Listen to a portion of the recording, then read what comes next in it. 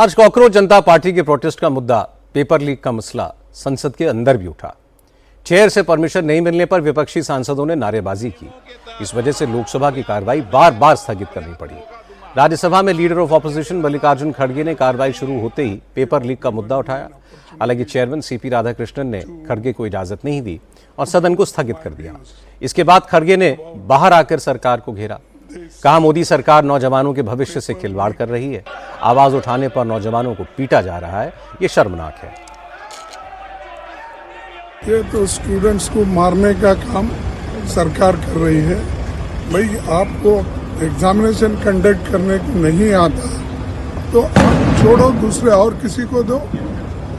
तो ये सरकार आज स्टूडेंट्स पे जो लाठीचार्ज की, नौजवान बच्चों पे जो किए, ये डेमोक्रेसी पे हल्ला है। और जो लोग अपने बात रखने के लिए दिल्ली आते हैं, उनके ऊपर ऐसी लाठीचार्ज अगर होती है और उनको अगर ऐसा डराया जाता है तो ये डेमोक्रेसी नहीं है। और सरकार इसके बारे में सोचने के लिए हम 10 बार बोले, लेकिन वो सरकार सोच रही नहीं, उल्टा बच्चों को, नौजवानों को तंग कर रही। एक तरफ अनएम्प्लॉयमेंट चल रहा है, दूसरे तरफ बच्चों को एग्जामिनेशन बर्बाद हो रहे। तो ये सत्ता में रहने के लायक नहीं है। इस मुद्दे पर अखिलेश यादव ने भी सरकार को घेरा। अखिलेश यादव ने कहा, जिस तरह दिल्ली में प्रदर्शनकारी युवाओं से बेरहमी की गई, उससे तो ऐसा लगता है कि मोदी सरकार ने अंग्रेजों को भी पीछे छोड़ दिया है। लेकिन विपक्षी दल इस मुद्दे पर सरकार को छोड़ेंगे नहीं। संसद के अंदर नौजवानों के मुद्दे जरूर उठाएंगे। पेपर लीक पर शिक्षा मंत्री से सवाल जरूर करेंगे। समाजवादी पार्टी के सांसद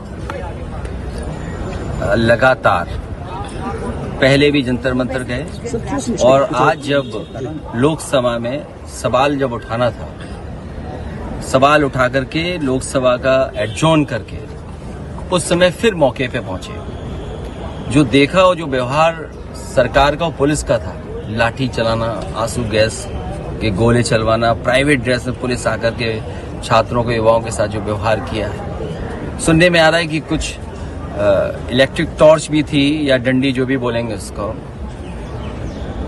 लोगों को चोट लगी है, युवाओं के बड़े पैमाने पे चोट लगी है, बड़े पैमाने पे घायल हुए हैं। सरकार को ये उम्मीद नहीं थी कि छात्र नौजवान इतनी बड़ी संख्या में आ जाएंगे। ये सबसे बड़ा फेलियर है और किसी फेलियर के लिए ही आए हैं लोग।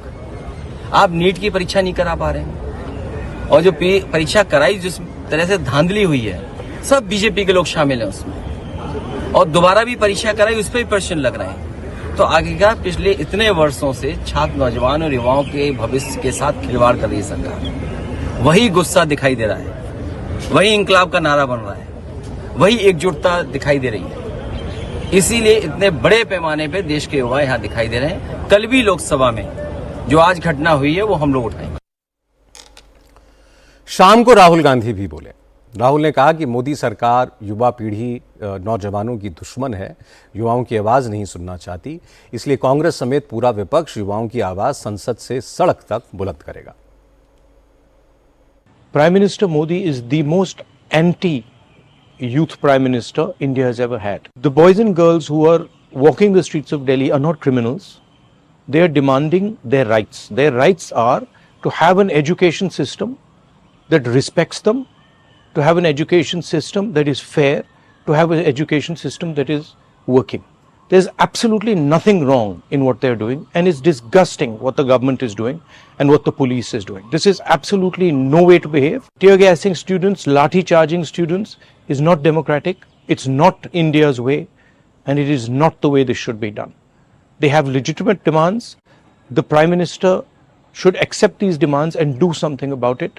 Everybody is sick and tired of the way our education system is running. Everybody is sick and tired of how the RSS has captured our education system and how all our institutions are being run by one organization. This is a natural response that the young people of India are making, and it should be respected. We've been raising this issue not for weeks or months, we've been raising it for years. There's a fundamental problem and Modi disrespects all the young people of this country. All they believe in is asatya and hinsa, which are the anti-Indian principles.